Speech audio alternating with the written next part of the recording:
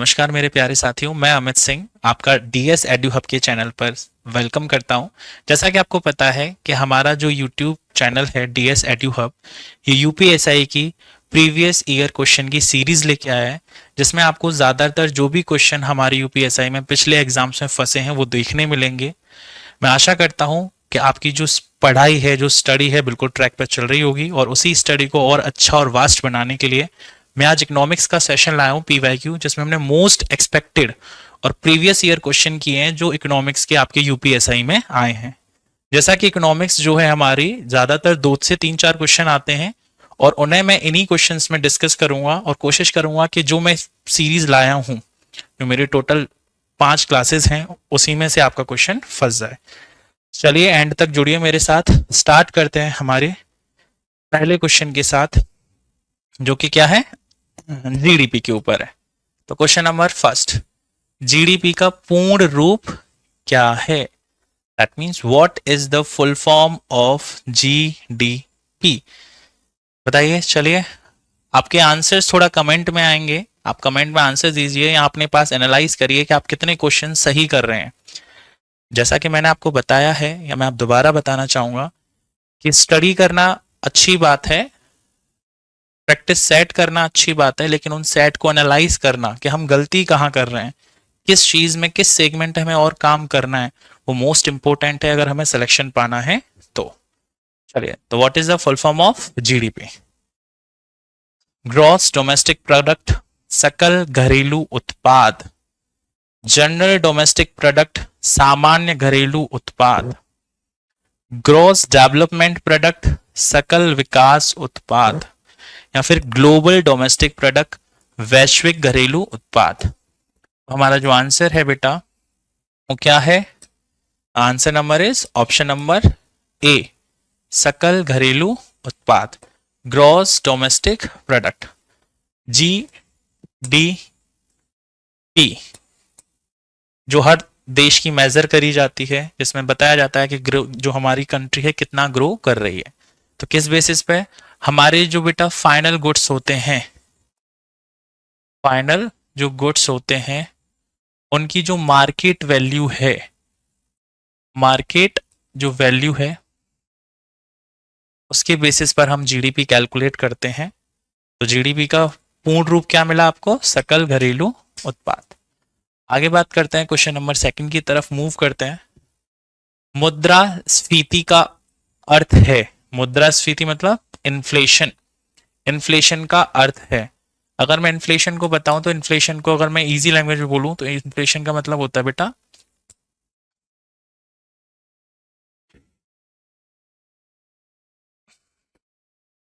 महंगाई। हमारा इन्फ्लेशन का सिंपल मतलब होता है कि जो भी हमारी गुड्स हैं, जो भी हमारे सामान हैं, उनकी अगर प्राइस में वृद्धि हो जाए उसे हम क्या बोलते हैं? मुद्रास्फीति बोलते हैं। तो इन्फ्लेशन की बात करते हैं। जनरल राइज इन प्राइजेस, कीमतों में सामान्य वृद्धि। फॉल इन प्राइजेस ये हो नहीं सकता, क्योंकि मैंने आपको जस्ट बताया था कि वृद्धि होना होता है, ये बोला कीमतों में गिरावट, तो ऑप्शन बी बिल्कुल नहीं है। आगे बात करते हैं इंक्रीज इन प्रोडक्शन, प्रोडक्शन से हमारा इन्फ्लेशन का कोई मतलब नहीं है, तो उत्पादन में वृद्धि ये भी नहीं होगा। इंक्रीज इन पॉपुलेशन, पॉपुलेशन से भी इसका कोई मतलब नहीं है, जनसंख्या वृद्धि। तो हमारे पास हमारा आंसर निकल के आ गया option number A, general rise in prices. जो हमारा प्राइस होता है, प्राइस में बढ़ोतरी, प्राइस का बढ़ना क्या कहलाता है? हमारा मुद्रास्फीति, महंगाई या फिर इन्फ्लेशन। आगे बात करते हैं हम क्वेश्चन नंबर 3 की साइड। इन्फ्लेशन का ही एक अपोजिट होता है बेटा डिफ्लेशन, जिसे हम बोलते हैं अपस्फीति। क्या बोलते हैं बेटा? अपस्फीति हम इसको बोलते हैं। What is deflation? उसके जस्ट अपोजिट है। अगर वहां प्राइस बढ़ रहे हैं तो यहां पर प्राइस क्या हो जाएंगे? कम हो जाएंगे, फॉल हो जाएंगे। राइज इन प्राइस लेवल, वृद्धि की बात चल रही है, तो ये ऑप्शन हमारा बिल्कुल नहीं होगा। फॉल इन प्राइस लेवल हम ये कह सकते हैं कि हमारा जो फॉल इन प्राइस लेवल है वो बन सकता है। आगे बात करते हैं, अभी इस ऑप्शन को उस पर रखते हैं। राइज इन वेजेस, वेतन से हमारा कोई मतलब नहीं है। Increase in money supply, money supply से भी हमारा कोई मतलब नहीं है। तो हमारा ऑप्शन नंबर बी क्या है? Right answer. तो इन्फ्लेशन का मतलब समझे प्राइजेस का बढ़ना, और डिफ्लेशन का मतलब समझे प्राइजेस का गिरना। चलिए आगे बात करते हैं हमारे। आई होप आपको ये सीरीज काफी अच्छी लग रही होगी, आप इस सीरीज को पूरी देखिए, काफी ज्यादा बेनिफिशियरी रहेगी आपके लिए भी। Which is the central bank of India? इनमें से कौन सी हमारी केंद्रीय बैंक है? एसबीआई, आरबीआई, पीएनबी या फिर नबार्ड? देखिए एसबीआई हमारी होगी नहीं, स्टेट बैंक ऑफ इंडिया हम इसे बोलते हैं, जो कि हमारी सेंट्रल बैंक की रिप्रेजेंटेटिव बैंक होती है, मतलब सेंट्रल बैंक को जो रिप्रेजेंट करती है वो कौन करती है? एसबीआई। और हमारी जो सेंट्रल बैंक है वो है बेटा भारतीय रिजर्व बैंक, जैसे हम बोलते हैं रिजर्व बैंक ऑफ इंडिया। और इसका जो हेडक्वार्टर है वो हेडक्वार्टर है बेटा कहां पर? मुंबई में। अगर मैं बात करूं नेक्स्ट, यही एक ऐसी बैंक है जो हमारी मार्केट में मनी सप्लाई होती है उसको कंट्रोल करती है। मनी सप्लाई को जो कंट्रोल करती है वो कौन करती है? हमारी आरबीआई करती है। और कौन सी पॉलिसी के थ्रू करती है? मॉनिटरी पॉलिसी, मौद्रिक नीति के द्वारा जो करती है। 3 पॉइंट हमने पढ़े कि आरबीआई का रिप्रेजेंटेटिव बैंक कौन सा है? एसबीआई। आरबीआई हमारी क्या है? सेंट्रल बैंक है, this is called reserve bank of India, भारतीय रिजर्व बैंक। हेडक्वार्टर कहाँ है? मुंबई में है। जो मार्केट में मनी की सप्लाई जो बढ़ रहा है, पैसा बढ़ रहा है, महंगाई बढ़ रही है, महंगाई गिर रही है, उस चीज को कंट्रोल कौन करता है? हमारा आरबीआई। और किस नीति के अनुसार? मौद्रिक या फिर मॉनिटरी पॉलिसी के अनुसार इसको कंट्रोल किया जाता है। आगे हम बात करते हैं बेटा, अर्थशास्त्र का मुख्य विषय क्या है? What is the main subject of economics? Wealth, संपत्ति, ह्यूमन बिहेवियर, मानव व्यवहार, स्कार्सिटी एंड चॉइस, कमी और चयन, या फिर प्रोडक्शन ओनली? बताइए।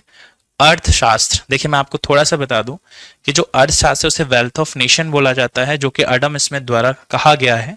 और अर्थशास्त्र में ज्यादातर जो हम डिस्कस करते हैं चीजों का, जो उसका मुख्य विषय होता है वो होता है कि जो रिसोर्सेज हैं जो कि हमारे काफी ज्यादा लिमिटेड या स्कार्स हैं, और उन स्कार्स रिसोर्सेज में जो हमें चीजें चयन करनी है, कैसे हम स्कार्स रिसोर्सेज के साथ चीजों को चयन कर रहे हैं, वो हमारा मेन कंसर्न होता है। किसमें? अर्थशास्त्र में। तो हमारा option number C is the right answer, कमी और चयन, स्कार्सिटी एंड चॉइस हमारा सही उत्तर है। जैसे मैं थोड़ा सा बोलूं, ये हमारी समस्याएं हैं कुछ इकोनॉमिक्स की, दो हैं बेसिकली। पहला, संसाधनों की कमी, जैसे हम बोलते हैं स्कार्स रिसोर्सेज।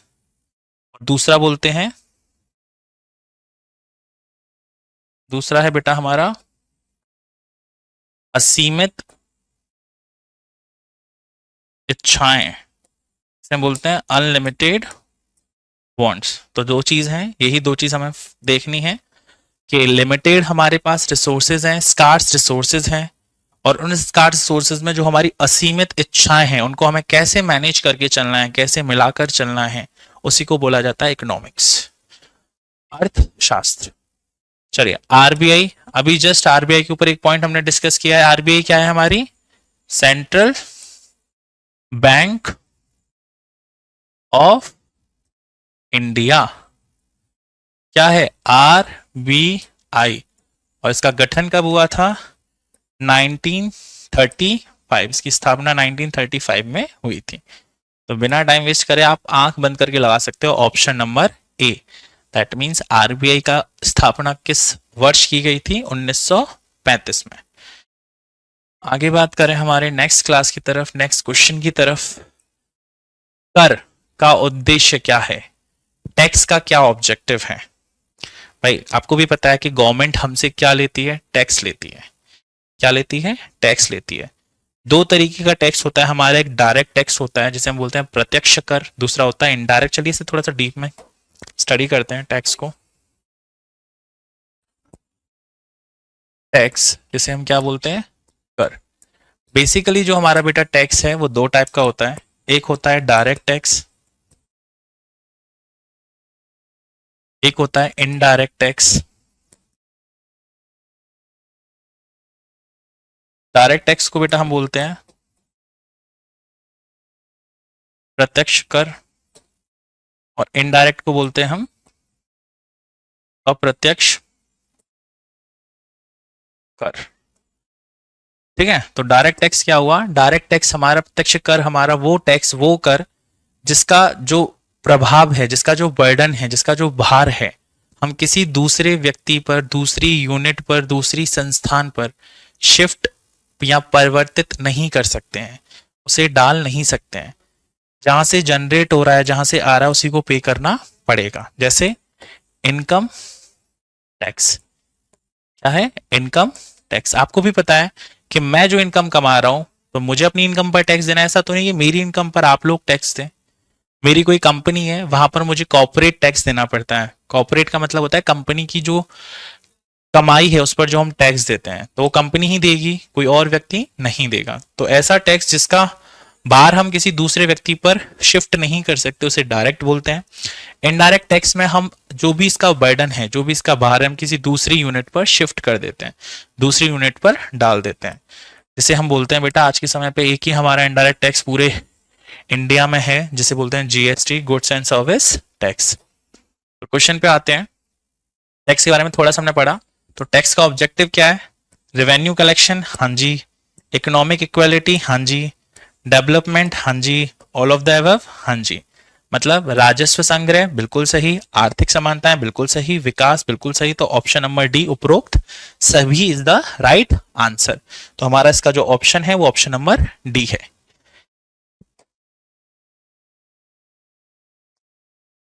आगे बात करते हैं हम किसकी? वही अभी मैंने जस्ट बताया, प्रत्यक्ष कर आ गया। दो टाइप बताए थे। डायरेक्ट टैक्स का उदाहरण पूछा है। डायरेक्ट टैक्स क्या? जिसका बर्डन हम शिफ्ट नहीं कर सकते। उसी पॉइंट से आपको सोचना है। देखिए, जीएसटी हम शिफ्ट कर देते हैं, तो ये हमारा हो गया इनडायरेक्ट टैक्स। सेल्स टैक्स भी हम शिफ्ट कर देते हैं, तो ये भी हमारा क्या हो गया? इनडायरेक्ट। शॉर्ट में लिख दिया है आईडी। तीसरा, इनकम टैक्स। अभी जैसे बताया ना, एग्जाम्पल भी मैंने इनकम आयकर का ही दिया था, तो ये हमारा राइट आंसर। एक्साइज ड्यूटी भी हमारा डायरेक्ट टैक्स नहीं होता। Option number C is the right answer. Income tax हमारा एक डायरेक्ट टैक्स का उदाहरण है। नेक्स्ट बात करते हैं बेटा, दूसरा आ गया इनडायरेक्ट टैक्स कौन सा है? अप्रत्यक्ष कर, which is an indirect tax. अभी हमने पढ़ा है इनकम टैक्स नहीं हो सकता, कौन सा है? डायरेक्ट है। वेल्थ टैक्स नहीं हो सकता, कौन सा है? Direct tax. भाई मेरी संपत्ति, तो मेरी संपत्ति पर जो भी टैक्स देना है वो कौन देगा? मुझे देना है, आपको देने की जरूरत नहीं है, मैं किसी पर शिफ्ट नहीं कर सकता। अगला जीएसटी, इसके टैक्स को हम शिफ्ट कर सकते हैं। गुड्स एंड सर्विस टैक्स, वस्तु एंड सेवा कर, तो ये हमारा कौन सा है? आईडी है। बाकी कॉर्पोरेट टैक्स भी हम नहीं शिफ्ट कर सकते, ये भी हमारा डायरेक्ट है। तो option number C, GST is the right answer, जो कि हमारा एग्जाम्पल है, नवीनतम एग्जाम्पल है इनडायरेक्ट टैक्स का। नेक्स्ट हम बात करते हैं बेटा लॉ ऑफ डिमांड, मांग का नियम किससे संबंधित है? बेटा लॉ ऑफ डिमांड में दो चीजें फोकस करी जाती हैं। क्या चीजें फोकस करी जाती हैं? दो चीजें फोकस करी जाती हैं, जो कि सबसे पहली होती है क्या? प्राइस, और दूसरी क्या होती है? डिमांड। मतलब कीमत और मांग। क्या कहता है लॉ ऑफ डिमांड? कि अगर किसी भी गुड्स के प्राइस बढ़ेंगे तो उसकी डिमांड क्या हो जाएगी? कम हो जाएगी। उसकी मांग क्या हो जाएगी? कम। अगर किसी भी गुड्स के प्राइस गिरेंगे तो उसकी डिमांड क्या हो जाएगी? ज्यादा हो जाएगी। ये हमारा लॉ ऑफ डिमांड कहता है। तो किससे रिलेटेड है? प्राइस और डिमांड से। नीचे से स्टार्ट करते हैं। कॉस्ट एंड प्रोडक्शन से रिलेटेड नहीं है, इनकम एंड सप्लाई से रिलेटेड नहीं है, प्राइस एंड सप्लाई किससे रिलेटेड है? लॉ ऑफ सप्लाई से रिलेटेड है। प्राइस एंड डिमांड किससे रिलेटेड है? लॉ ऑफ डिमांड से रिलेटेड है, मतलब कीमत और मांग। तो लॉ ऑफ डिमांड क्या कहता है कि किसी भी वस्तु की अगर कीमत बढ़ेगी तो उसकी डिमांड क्या हो जाएगी? कम हो जाएगी, और कीमत गिरेगी तो उसकी डिमांड क्या हो जाएगी? बढ़ जाएगी। इसका जो कर्व होता है बेटा, डिमांड कर्व जो होता है वो कैसा होता है? कुछ इस टाइप का होता है, ऊपर की साइड नहीं जाता है। कैसा होता है? नीचे की साइड गिरता हुआ होता है, ये होता है हमारा डिमांड कर्व। और ये जो ऊपर की साइड जाता है ये होता है हमारा सप्लाई कर्व। आगे चलते हैं। या व्हाट इज स्टेगफ्लेशन? स्टेगफ्लेशन क्या होता है? दो चीज का कॉम्बिनेशन होता है स्टेगफ्लेशन। ठीक है, इन्फ्लेशन एंड ग्रोथ, भाई महंगाई और वृद्धि नहीं होता है। Yes, inflation and unemployment. एक तो महंगाई प्लस बेरोजगारी, उसे हम क्या बोलते हैं, स्टेगफ्लेशन बोलते हैं। क्वेश्चन को याद कर लें, कई बार पूछा गया है स्टेगफ्लेशन का क्या अर्थ होता है। तो स्टेगफ्लेशन हमारा किससे रिलेटेड है बेटा, महंगाई से और अनएम्प्लॉयमेंट से। डिफ्लेशन एंड ग्रोथ भी नहीं है, ग्रोथ ओनली भी नहीं है, then option number B is the right answer. तो स्टेगफ्लेशन हमारा किससे रिलेटेड होता है, महंगाई से और बेरोजगारी से। आगे बात करते हैं बेटा, भारत में योजना आयोग की जगह किसने ली, which body replace the planning commission. Planning commission जिसे हम बोलते हैं 1950 में गठन हुआ था, ठीक है, तो इसकी किसने चेंज कर दिया इसको, फाइनेंस कमीशन ने, नहीं, नीति आयोग, आरबीआई या फिर सेबी, इन दोनों का कोई इन्वॉल्वमेंट नहीं है। तो इसको हमारे नरेंद्र मोदी जो प्रधानमंत्री जी हैं, मिस्टर नरेंद्र मोदी, उनके द्वारा प्लानिंग कमीशन को रिप्लेस कर दिया था किससे, नीति आयोग से, जहां पर हम 5 ईयर प्लानिंग करते हैं। आगे बात करते हैं, गरीबी रेखा का उपयोग किसके लिए किया जाता है, पॉवर्टी लाइन किसके लिए किया जाता है, बेरोजगारी नापने के लिए, नहीं, मेजरिंग द पॉवर्टी, वर्ड से ही पता चल रहा है, कुछ आपके जो आंसर्स हैं वो क्वेश्चंस में ही छिपे होते हैं। पॉवर्टी लाइन, गरीबी रेखा, तो गरीबी रेखा किसको मापेगी, गरीबी मापन को ही मापेगी, न तो ये, न तो ये और ना ही ये। तो ऑप्शन नंबर बी हमारा बिल्कुल करेक्ट है इसमें। नेक्स्ट बात करते हैं बेटा, बेरोजगारी का अर्थ है, बेरोजगारी आजकल की सबसे बड़ी समस्या, व्हाट इज अनएम्प्लॉयमेंट। बड़ा टेढ़ा सा है अनएम्प्लॉयमेंट, देखिए, नो वर्क कैपेबिलिटीज, कार्य करने की क्षमता नहीं है, नहीं है भाई अनएम्प्लॉयमेंट, इससे कोई मतलब नहीं है। नो डिजायर टू वर्क, काम करने की इच्छा नहीं है, तो ये भी अनएम्प्लॉयमेंट नहीं है। या willing to work but no job, काम करना चाह रहे हो लेकिन काम नहीं है, ये बेरोजगारी है। भाई मेरे पास काम है लेकिन मैं करना नहीं चाह रहा, तो मैं बेरोजगार थोड़ी हूं, मतलब मैं खुद नहीं करना चाह रहा हूं, लेकिन मैं काम करना चाह रहा हूं लेकिन फिर भी मेरे पास काम नहीं है, फिर भी मेरे पास वर्क नहीं है, I am willing to be work but लेकिन मेरे पास काम नहीं है, तो उसे हम क्या बोलते हैं बेटा, उसे हम बोलते हैं अनएम्प्लॉयमेंट की प्रॉपर डेफिनेशन। रिटायरमेंट कोई बेरोजगारी नहीं है भाई, रिटायरमेंट आज के समय पर कहां बेरोजगारी है। यस, भारत में रेल बजट को सामान्य बजट में कब मिलाया गया, बिल्कुल एग्जैक्ट आंसर है 2014 में, 2015 में, 2016 में, 2017 में। तो ऑप्शन नंबर डी है कि भारत को सामान्य बजट में जो हमारा रेल बजट था उसे सामान्य बजट में कब मिलाया गया था, 2017 में, ठीक है। इसका कोई एक्सप्लेनेशन ऐसा कुछ खास नहीं है, डायरेक्ट क्वेश्चन है। क्या who control money supply in India, Bharat में जो मुद्रा आपूर्ति है कभी बढ़ रही है कभी गिर रही है, जिसकी वजह से महंगाई हो रही है, कभी डिफ्लेशन सस्ताई हो रही है, उसको कौन कंट्रोल करता है, पहला फाइनेंस मिनिस्टर या फाइनेंस मिनिस्ट्री, नहीं, दूसरा आरबीआई, तीसरा सेबी या चौथा नबार्ड, क्या नबार्ड। देखिए इसका जो राइट आंसर है वो आरबीआई है। आरबीआई मतलब भारतीय रिजर्व बैंक, मैंने अभी जस्ट बताया था, मॉनेटरी पॉलिसी के थ्रू मनी सप्लाई को कंट्रोल करती है, ठीक है। अगर मैं बात करूं सेबी की, तो सेबी हमारी देखती है बेटा स्टॉक एक्सचेंज को देखती है, जो भी हमारा शेयर एंड मार्केट होता है इसको हमारी कौन देखती है, सेबी देखती है। तीसरा है हमारा नबार्ड, जिसे हम बोल सकते हैं national bank for agriculture and rural development, जो ग्रामीण विकास है, रूरल डेवलपमेंट है या एग्रीकल्चर को जो बढ़ाना है उसके लिए जो लोन वगैरह है, उसके लिए जो एपेक्स बॉडी इंस्टीट्यूशन है वो हमारा नबार्ड होता है, जिसके अंदर काफी ऐसी यूनिट आती हैं जो लोगों को लोन प्रोवाइड कराती हैं रूरल डेवलपमेंट के लिए, ग्रामीण विकास के लिए। तो इसका ऑप्शन नंबर क्या है हमारा, बी है, आरबीआई हमारी मनी सप्लाई को कंट्रोल करती है।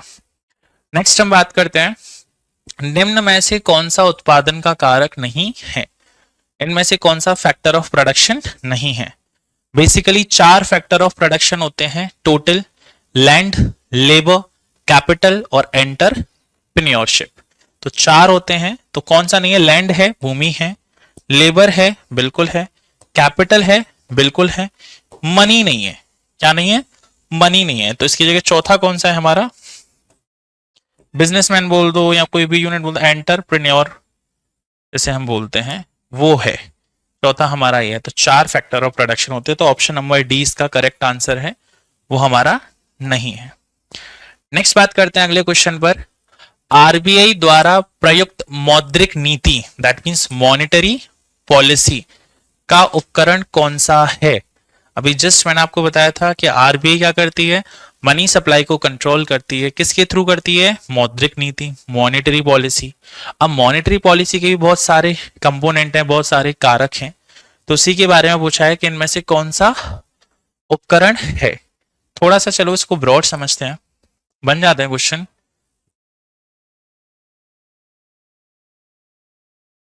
मौद्रिक नीति,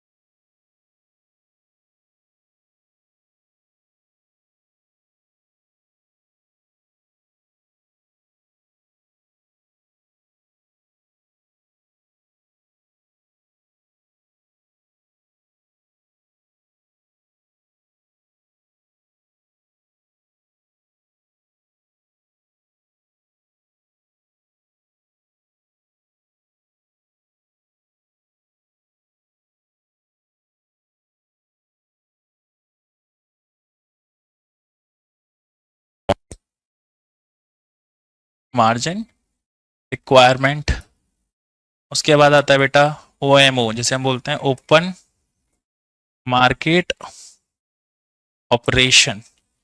ये सारी चीजें मैं एक क्लास में एक्सप्लेन कर दूंगा क्या होता है, नेक्स्ट क्लास में ये सारी चीजों का आपको मतलब बता दूंगा। अगला होता है बेटा दैट इज मोरल स्वेजन,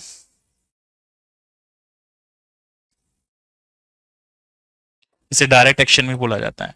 हमारे ये कुछ कंपोनेंट हैं मॉनेटरी पॉलिसी के, CRR, SLR, bank rate, repo rate, reverse repo rate, margin requirement, OMO, open market operation and moral suasion, जिसे हम बोलते हैं डायरेक्ट एक्शन। तो देखे कौन सा नहीं है? हाँ, जीएसटी पढ़ा हमने? नहीं। रेपो रेट, हाँ ये पढ़ा हमने, रेपो दर पढ़ी। बजट नहीं, सब्सिडी नहीं।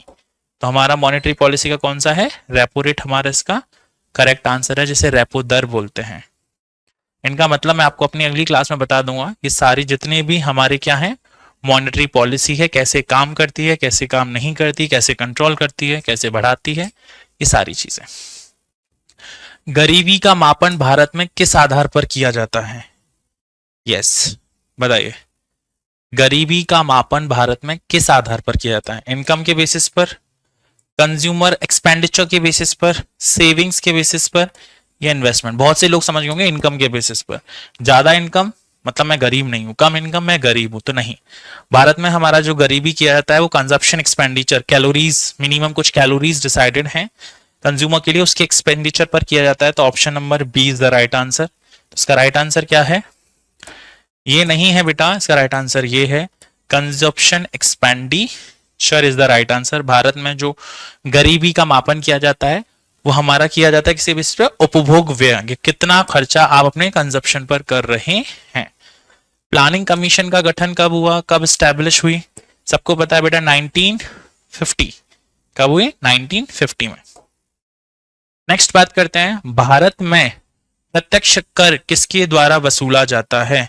स्टेट में। देखिए टैक्स एक ऐसा कंपोनेंट है जो सेंट्रल के हाथ में आता है, सेंट्रल के कंट्रोल में आता है, केंद्र के कंट्रोल में आता है, इसका स्टेट से कोई मतलब नहीं है। तो स्टेट गवर्नमेंट बिल्कुल नहीं, लोकल गवर्नमेंट कतई नहीं, central government right answer, panchayat बिल्कुल भी नहीं। तो इसका जो आंसर है वो हमारा कौन सा है? Option number C, central government. Next करते हैं बेटा, राष्ट्रीय आय की गणना किसके दोहराव से बचाया जा सकता है? To avoid double counting which is excluded. बेटा एक चीज होती है डबल काउंटिंग, प्रॉब्लम है जब भी हम नेशनल इनकम, राष्ट्रीय आय को हम कैलकुलेट करते हैं, नापते हैं, तो एक समस्या आती है हमारी डबल काउंटिंग की, जो आती है जब हम डिफरेंस करना भूल जाते हैं फाइनल गुड्स और इंटरमीडिएट गुड्स में। तब एक सिचुएशन आती है, छोटी सी प्रॉब्लम आती है जिसे हम डबल काउंटिंग बोलते हैं। तो किसको हटा दिया जाए जिससे डबल काउंटिंग नहीं आएगी? तो सिंपली है इंटरमीडिएट गुड्स को, कि जब भी आप हमारी राष्ट्रीय आय कैलकुलेट कर रहे हो, राष्ट्रीय आय निकाल रहे हो, तो हमें किस पर ध्यान देना है? केवल फाइनल गुड्स पर ध्यान देना है, क्योंकि कॉन्सेप्ट डबल काउंटिंग समझते हैं। चलो थोड़ा सा इंटरेस्टिंग कॉन्सेप्ट है भाई। ये मेरी क्या है, इंटरमीडिएट गुड्स है। हिंदी में ज्यादा फोकस करें, कौन सी है बेटा, इंटरमीडिएट गुड्स है। और ये मेरा कुछ फाइनल गुड्स है। क्या है, फाइनल गुड्स है। ये इंटरमीडिएट गुड्स है और ये फाइनल गुड्स है। अगर मैं बात करूं इंटरमीडिएट गुड्स की जगह से हम रॉ मटेरियल बोलते हैं। सपोज करिए ये मैं एक कपड़ा लाया, ये क्या है, एक कपड़ा है। अब इस कपड़े से मुझे कन्वर्ट करनी है, शर्ट बनानी है। क्या बनानी है, शर्ट। डायग्राम से देखें शर्ट का कुछ बन जाए तो समझ लो ये शर्ट है, ठीक है। क्या बनानी है, शर्ट बनानी है, किससे, कपड़े से। तो सीधी सी बात है, जब हम इंटरमीडिएट रॉ मटेरियल से फाइनल गुड्स में कन्वर्ट करेंगे तो कुछ ना कुछ वैल्यू ऐड करेंगे। यस, कुछ ना कुछ क्या करेंगे, वैल्यू ऐड करेंगे, तब जाके हमारा फाइनल गुड्स बनेगा, जो अंतिम वस्तु है प्रिपेयर करी जाएगी। तो अगर मैं नेशनल इनकम निकाल रहा हूं तो मैंने ये शर्ट भी ले ली और मैंने ये कपड़ा भी ले लिया, तो एक वैल्यू दो बार गिन गई ना। एक वैल्यू कितनी बार काउंट हो गई, 2 टाइम्स काउंट हो गई। तो ये कौन सी एरर आ गया, डबल काउंटिंग का एरर आ गया। तो इस दोहराव से बचने के लिए हम किसको एक्सक्लूड करते हैं, इंटरमीडिएट गुड्स को। ठीक है, इंटरमीडिएट गुड्स के लिए क्या है, बिग नो, कि इसे हमें इंक्लूड नहीं करना है। केवल किसे इंक्लूड करना है, फाइनल गुड्स को। तो हम इजीली और अच्छे से नेशनल इनकम कैलकुलेट कर लेंगे। ठीक है, तो वही इसने बोला है, मध्यवर्ती वस्तुओं को हमें एक्सक्लूड करना है। नेक्स्ट बात करते हैं, भारतीय अर्थव्यवस्था को किस रूप में जाना जाता है। Indian economy is known as capitalist, जैसे हम बोलते हैं बेटा पूंजीवादी, जिसमें किसका कंट्रोल रहता है, प्राइवेट लोगों का। दैट मीन्स हम बोल सकते हैं निजी क्षेत्र अपना नियंत्रण रखती है इसमें। कौन रखता है, निजी क्षेत्र, जिसका मुख्य उद्देश्य क्या होता है, लाभ अर्जित करना, लाभ कमाना। दूसरा, सोशलिस्ट समाजवादी जिसे बोलते हैं, जिसमें पब्लिक सेक्टर आते हैं, पब्लिक सेक्टर। ठीक है, सार्वजनिक क्षेत्र जो हमारे होते हैं वो आते हैं इसमें बेटा। आगे चलते हैं, मिक्स्ड इकोनॉमी, दोनों का कॉम्बिनेशन होता है, दोनों का मिश्रित होता है। ये और ये दोनों इसे कंट्रोल करते हैं। ठीक है, और दूसरा क्लोज्ड इकोनॉमी, बंद अर्थव्यवस्था। तो हमारी भारतीय अर्थव्यवस्था कैसी है, मिश्रित है, जिसमें प्राइवेट, निजी, पब्लिक, सार्वजनिक दोनों ही क्षेत्रों का इन्वॉल्वमेंट होता है। ठीक है, तो इसका option number C is the right answer. आगे बात करते हैं बेटा किसकी, सीपीआई की फुल फॉर्म क्या है। CPI, it's CPI not CBI. तो सीपीआई की फुल फॉर्म क्या है, consumer product index, cost price index, common price index, या फिर कंज्यूमर प्राइस इंडेक्स। यस, हमारा जो सीपीआई की फुल फॉर्म है वो है ऑप्शन नंबर ए, उपभोक्ता मूल्य सूचांक। That means consumer price index हमारी फुल फॉर्म है सीपीआई की। आगे बात करते हैं, बजट का मुख्य उद्देश्य क्या है। Main objective of budget is economic development, आर्थिक विकास, बिल्कुल है। रिडक्शन ऑफ इनइक्वालिटीज, असमानताएं में कमी, जो इनइक्वालिटीज हैं उनको कम करना। रेवेन्यू कलेक्शन, राजस्व संग्रह, या फिर उपरोक्त सभी, ऑल ऑफ दी एबव। तो बेटा ये भी करेक्ट है, ये भी करेक्ट है, ये भी करेक्ट है, तो ऑप्शन नंबर डी हमारा बिल्कुल करेक्ट है। तो हमारा जो बजट का उद्देश्य होता है वो इक्वालिटीज को कम करना होता है, जो भी इनइक्वालिटीज हैं, जो भी हमारी असमानता है, आर्थिक विकास भी होता है, और तीसरा हमारा क्या होता है, राजस्व, रेवेन्यू कलेक्शन भी होता है। तो तीनों ही करेक्ट आंसर है, ऑप्शन नंबर डी। आज की सीरीज में हमने टॉप 25 क्वेश्चन डिस्कस किए हैं पीवाईक्यू के, जो कि यूपीएसआई या यूपी पुलिस में आए हुए क्वेश्चंस हैं। नेक्स्ट जो वीडियो रहेगी वो मेरी बजट 2026 के ऊपर रहेगी। जितने भी पॉसिबल क्वेश्चंस मैं आपको बजट के लिए करा दूं वो नेक्स्ट वीडियो रहेगी। तो हमारे साथ जुड़े रहिए डीएस एड्यू हब के साथ। धन्यवाद, जय हिंद, जय भारत।